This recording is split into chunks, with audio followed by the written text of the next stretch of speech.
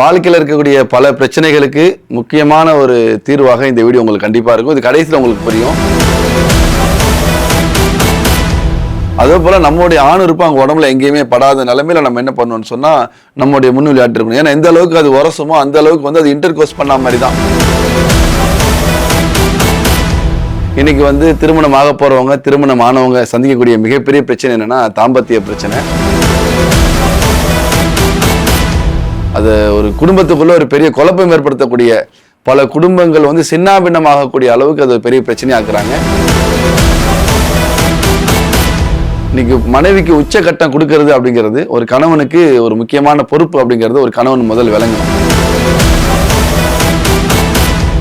ஆனா ஒரு தாம்பத்திய சந்தோஷம், ஒரு முழுமையான உச்சகட்டம் அப்படிங்கிறது தாம்பத்தியில இல்லற வாழ்க்கையில கொடுக்கறது அது கணவனால மட்டும்தான் கொடுக்க முடியும். இந்த வீடியோ உங்களுக்காக தான். கடைசி வரைக்கும் பாருங்க, ஸ்கிப் பண்ணாதீங்க. வாழ்க்கையில் இருக்கக்கூடிய பல பிரச்சனைகளுக்கு முக்கியமான ஒரு தீர்வாக இந்த வீடியோ உங்களுக்கு கண்டிப்பாக இருக்கும். இது கடைசியில் உங்களுக்கு புரியும். என்ன பிரச்சனைன்னு பார்க்குறீங்களா? நான் என் முகத்தை பார்த்தாலே உங்களுக்கு தெரிஞ்சிருக்கும். இன்னைக்கு திருமணம் ஆக போகிறவங்க, திருமணம் ஆனவங்க சந்திக்கக்கூடிய மிகப்பெரிய பிரச்சனை என்னென்னா தாம்பத்திய பிரச்சனை. அதை ஒரு பிரச்சனைன்னு நினைக்கிறாங்க. நானும் வார்த்தையில் பாருங்கள் உங்களோட பிரச்சனைன்னு தான் சொல்கிறேன். அது ஆக்சுவலாக ஒரு நோய் தான். நோய்ங்கிறது குணப்படுத்தக்கூடியது தான். இன்றைக்கி அதை பெரிய பிரச்சனையாக்கி அதில் குழந்தையின்மை இன்னும் என்னென்னமோ எடுத்துகிட்டு போனோம் அப்படின்னா அது ஒரு குடும்பத்துக்குள்ளே ஒரு பெரிய குழப்பம் ஏற்படுத்தக்கூடிய, பல குடும்பங்கள் சின்னாபின்னமாகக்கூடிய அளவுக்கு அது பெரிய பிரச்சனையாக்குறாங்க. ஆனால் அது ஒரு நோய் தான், குணப்படுத்தக்கூடிய ஒரு நோய் தான். இன்றைக்கி மனைவிக்கு உச்சகட்டம் கொடுக்கறது அப்படிங்கிறது ஒரு கணவனுக்கு ஒரு முக்கியமான பொறுப்பு அப்படிங்கிறது ஒரு கணவன் முதல் விளங்கணும்.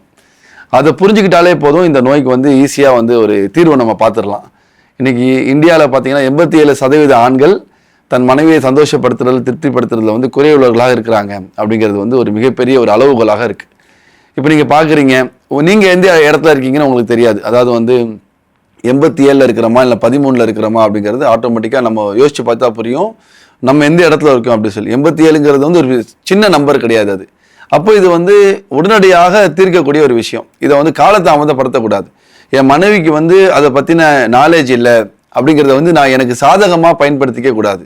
ஏன்னா என் மனைவியோடைய நாக்கு சுவைக்காக ருசியான உணவு கொடுக்கணுங்கிறதுக்காக யோசிக்கிறேன் நான். அவங்களுடைய இல்லற தேவை, மற்ற தேவையெல்லாம் இருக்குல்ல, அதெல்லாம் நம்ம எப்படி யோசி ஒரு வீட்டில் அவங்க இருக்கிறாங்கன்னா அவங்க ரூம் எப்படி இருக்கணும், அவங்க படுகிற கட்டில் எப்படி இருக்கணும், அவங்க உட்கார்ற சேரு வசதிக்கு ஏற்ற மாதிரி நம்ம என்ன பண்ணுறோம்னா அவங்களுக்கு நம்ம யோசிச்சு அதை சரியாக பண்ணி கொடுக்குறோம். இது கணவனுடைய பொறுப்புன்னு நினைக்கிறோம். ஆனால் இதை செய்கிறது கணவனாக இருக்கணுங்கிறது அவசியம் கிடையாது. இதை ஒரு சகோதரர் செய்ய முடியும், ஒரு தகப்பன் செய்ய முடியும், நண்பர்கள் கூட செய்யலாம். ஆனால் ஒரு தாம்பத்திய சந்தோஷம், ஒரு முழுமையான உச்சகட்டம் அப்படிங்கிறது தாம்பத்தியில் இல்லற வாழ்க்கையில் கொடுக்கறது அது கணவனால் மட்டும்தான் கொடுக்க முடியும். அந்த பொறுப்பு கணவனுக்கு மட்டும்தான் ரொம்ப மேலோங்கி இருக்கும். கணவனால் மட்டும்தான் கொடுக்க முடியும். கணவனுக்கு மட்டும்தான் முழு பொறுப்பு. அப்போ அந்த பொறுப்பில் இருக்கக்கூடிய ஒரு கணவனாக இருக்கக்கூடிய நம்ம அதில் எந்த அளவுக்கு முக்கியத்துவம் கொடுக்கணும்னு நம்ம யோசிச்சு பார்க்கணும். இதை ஒரு நோயை நினச்சிக்கிட்டோம் அப்படின்னா இதை தீர்க்கறதுக்கான ஒரு முயற்சி செய்வோம். இதை பிரச்சனை எடுக்கும்போது என்ன ஆகுது அப்படின்னா, அந்த பிரச்சனையில் ஒன்று என் மனைவிக்கு நாலேஜ் இருந்தால் அவங்க என்ன பண்ணுறாங்கன்னா வேறு இடத்துல அதை தேடுறதுக்கு ஒரு முயற்சி செய்கிறாங்க. அது குடும்பங்களில் பெரிய குழப்பமாக போய் முடியுது. மனைவிக்கு அதற்கான தெளிவு இல்லை, அந்த நாலேஜ் இல்லை அப்படின்னு சொன்னால் கணவன் எதை கொடுக்குறாரோ அதுதான் அவங்களுக்கு இதான் உச்சகட்டம் போல, இதான் முழுமை போல, தாம்பத்தியனால இதுதான். அதனால தான் பார்த்தீங்கன்னா நீங்கள் பல பெண்கள் கிட்டத்தட்ட 55% பெண்களுக்கு மேலே என்ன ஒரு சர்வே சொல்லுதுன்னா அவங்களுக்கு தாம்பத்தியத்தில் விருப்பமே இல்லை. அதாவது கணவன் கூப்பிடுறாங்கிறதுனால தான் அவங்க தாம்பத்தியம் வச்சுக்கிறாங்க, இல்லற வாழ்க்கையில் ஈடுபடுறாங்களே ஒழிய அவங்களுக்கு ஒரு இன்ட்ரெஸ்ட் வரதே இல்லை. ஏன்னா அது என்னன்னே அவங்களுக்கு தெரியல. அது ஒரு சிரமமாக அவங்க என்ன நினைக்கிறாங்கன்னா இந்த வாரம் இப்போ வேண்டாம், வீக்கெண்ட் வச்சுக்கலாம், குழந்தைங்க இருக்காங்க, அந்த வழி இந்த வழி, டயர்டாக இருக்கு, என்னால் இப்போதைக்கு வேண்டாம் அப்படின்னு சொல்லி தள்ளி போடுறதுக்கான காரணம் என்னன்னா அது ஒரு சந்தோஷமான ஒரு நிகழ்வாக அவங்களுக்கு நம்ம காட்டவே இல்லை. அதனால அவங்க தள்ளி போடுறாங்க. ஆனால் உண்மையிலேயே அதில் எவ்வளோ சுகம் இருக்குது, எவ்வளோ சந்தோஷம் இருக்குது அப்படின்னு சொன்னால் நீங்கள் ஆரம்ப காலம் உலகம் படைக்கப்பட்ட காலத்து இன்னைக்கு வரைக்கும் ஒரு சொர்க்கத்துடைய இன்பத்தை நீங்கள் உலகில் பார்க்கணும் அப்படின்னு சொல்லி நீங்கள் விரும்புனீங்க அப்படின்னு சொன்னால் அது அந்த உச்சகட்டம் அடையும் போது ஒரு சுகம் ஒரு ஆணுக்கும் பெண்ணுக்கும் ஏற்படுது. அந்த சந்தோஷத்தை பற்றி தான் எல்லா வல்லுநர்களும் நமக்கு முன்னாடி வாழ்ந்த எல்லா மூத்த குடிமக்களும் பெரியவங்களும் நமக்கு எழுதி வச்சுட்டு போயிருக்காங்க. அவ்வளோ ஒரு சந்தோஷம், சொர்க்கத்துடைய சந்தோஷம் யோசிச்சு பாருங்க. நம்ம சந்தோஷத்துக்கு சொர்க்கத்தை பற்றி பேசுவோம். அந்த சந்தோஷம் உலகத்தில் கிடைக்குதுன்னு சொன்னால் அதில் ஒரே ஒரு இடம் அப்படின்னா அது தாம்பத்தியத்தில் அந்த உச்சக்கட்ட நேரம் தான். அது ஆணுக்கும் சரி பெண்ணுக்கும் சரி. அப்போ அதை கொடுக்கறதுக்கு நான் என் தரப்புலேருந்து என்ன முயற்சி செய்கிறேங்கிறத நான் யோசிச்சு பார்க்கணும். இந்த நோயை குணப்படுத்துறது, அதான் நோயின்னு நம்ம எடுத்துக்கிட்டா குணப்படுத்துறதுக்காக நம்ம கண்டிப்பாக முயற்சி ஆரம்பத்தையே சொன்னேன். அப்போ நோய்ங்கிற இடத்துக்கு நம்ம கொண்டு வரணும். 87% மக்கள் இதை வந்து நாம் புரிஞ்சுக்கணும். நிறைய பேர் நினைக்கிறாங்க எனக்கு குழந்தை இருக்கு, 2 குழந்தை இருக்கு, 3 குழந்தை இருக்கு, அதனால எனக்கு இந்த நோய் இல்லை, எனக்கு நல்லா தான் இருக்கேன், நான் வந்து பக்கா ஆண்மகன், நான் ஒரு ஆம்பளை சிங்கம் அப்படிங்கிற மாதிரி நினச்சிக்கிறாங்க. அப்படி இல்லை சகோதரர்களே. ரொம்ப மோசமான விஷயம் என்ன அப்படி சொன்னால், எது வரைக்கும் அது எத்தனை தடவை நம்ம தாம்பத்தியத்தை ஈடுபட்டாலும் சரி, ஒவ்வொரு முறையும் என்னுடைய மனைவி உச்சக்கட்டம் அடையாத நிலைமையில நான் மட்டும் உச்சக்கட்டம் அடைகிறது இருக்கு. இது மிகப்பெரிய தவறு. இன்னைக்கு திருமண வாழ்க்கையில் ஆண்கள் செய்யக்கூடிய மிகப்பெரிய தவறே இதான். இந்த 87% எப்படி வந்துச்சுன்னா கூட இதான் காரணம். இவருடைய சந்தோஷத்தை மட்டும், இவருடைய திருப்தியை மட்டும் பார்த்துட்டு இவர் டிராவல் பண்ணி முடிச்சுட்டு அப்படியே போய் படுத்துடுறாரு. இதை வந்து பெண்கள் விரும்பவே மாட்டாங்க. அதாவது தாம்பத்தியத்துக்கு பிறகு உடனடியாக ஆண் படுக்கிறதையே பெண்கள் விரும்ப மாட்டாங்கன்னு சொல்லி இன்னைக்கு வல்லுநர்கள் சொல்றாங்க. அந்த அளவுக்கு ஒரு மோசமான சூழ்நிலைக்கு உருவாயிடுச்சு. அப்போ ஆண் என்ன யோசிக்கணும்னா, முதலாவது என் மனைவியை நான் சந்தோஷப்படுத்துவேன். இதுக்கு முன் விளையாட்டு இருக்கு, அதே போல் நம்ம சுத்தமாக இருக்கிறது, நம்மளுடைய அண்டர் ஆர்ம்ஸ்ல நம்மளுடைய பிரைவேட் பார்ட்ஸ்ல கூடிய முடிகளை சுத்தமாக, எப்படி ஃபர்ஸ்ட் நைட்ல போகும்போது சுத்தமாக இருந்தோமோ அதே போல் சுத்தமாக நம்ம இருக்கிறது, அதற்கான ஆரோக்கியமான உடல்வாக நம்ம கொண்டு வர்றது, அதற்கான சூழ்நிலையை ஒரு ரோஸ் அத்தர் போடலாம், ரோஸ் பெர்ஃப்யூம் அந்த ரூம் ஸ்ப்ரே மூலியமா, ரோஸ் மூலியமா பெண்களுக்கு அதிகமான சந்தோஷம் வரும்.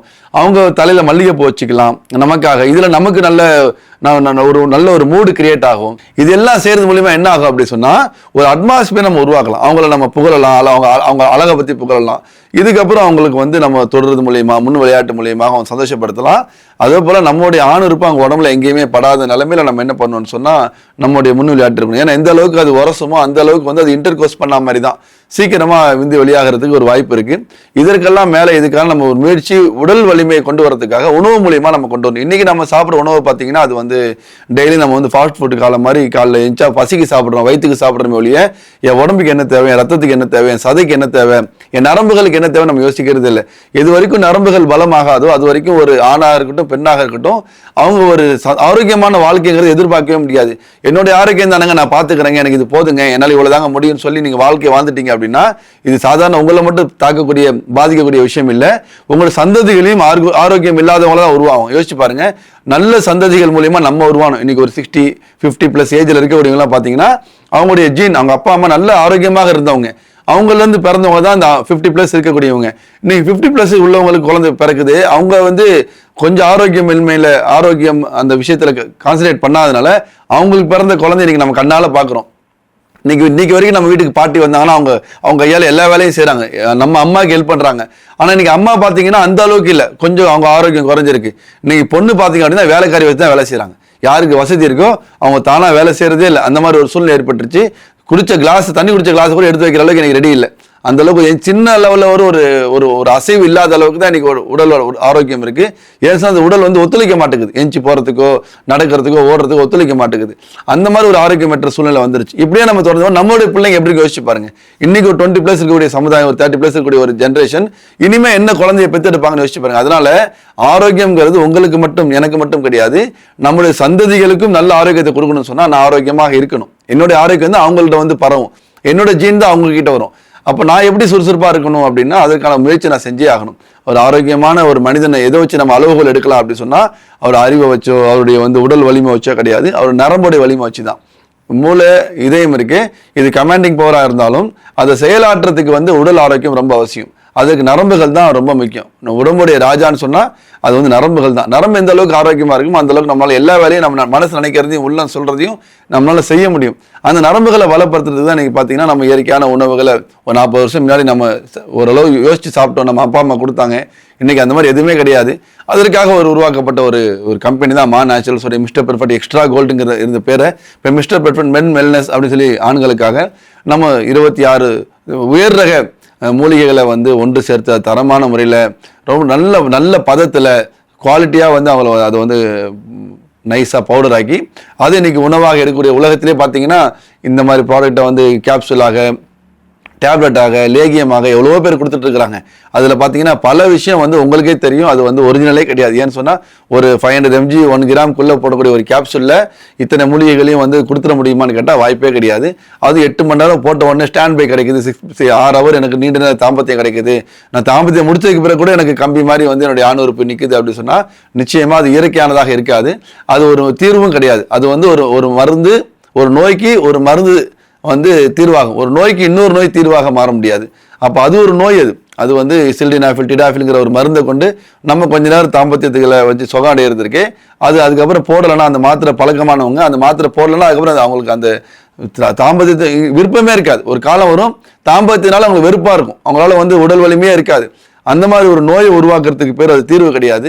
ஆனால் நம்ம ப்ராடக்ட் சஃபேத் முஸ்லி, கோக்ஷுரா, சதாவரி, ஷிலாஜித், அஸ்வகந்தா போன்ற 26 தேர்ந்தெடுக்கப்பட்ட உலகத்தரம் வாய்ந்த மூலிகைகளை நல்ல குவாலிட்டியாக நம்ம கொடுக்கறதுனால இன்றைக்கி பார்த்தீங்கன்னா 1000க்கும் மேற்பட்ட கல்யாணம் ஆன தம்பதிகளுக்கு, திருமணமான தம்பதிகள் நம்ம ப்ராடக்ட் மூலியமாக குழந்தை பிறந்திருக்கு. இது வந்து சாதாரண ஒரு எண்ணிக்கை கிடையாது.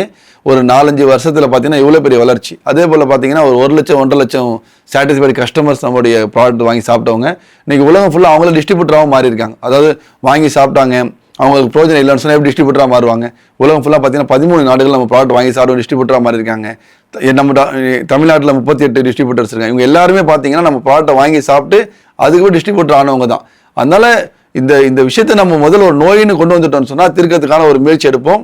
அந்த முயற்சியில் ஒரு சிறந்த முயற்சியாக உங்களுக்கு நேச்சுரல் ஒரு பெரிய சப்போர்ட் பண்ண ஆரம்பத்தில் நான் சொன்னேன், நீங்கள் திருமணம் ஆனவங்களாக இருந்தாலும் திருமணம் ஆக போகிறவங்களா இருந்தாலும் சரி, இல்லை சுகர் பிபி ப்ரெஷர் வந்தது காரணமாக நிறைய மாத்திரை போடுறதுனால உங்களுக்கு வந்து தாம்பத்திய சுகம் இல்லை, அதே போல் விரைப்புத்தன்மை இல்லை, மனசு தோன்றா மாதிரி நம்மளால் தாம்பத்தியம் வச்சுக்க முடியல, நீங்கள் எந்த பிரச்சனை இருந்தாலும் சரி, இன்ஃபெர்டிலிட்டி பிரச்சனையாக இருந்தாலும் சரி, நம்ம ப்ராடக்ட் சாப்பிட்றது மூலியமாக கொஞ்சம் நாள்லேயே நீங்கள் வந்து ப்ரீமேச்சுரல் எஜாகுலேஷன்லாம் ரொம்ப சாதாரணமாக கடந்து போயிடலாம்.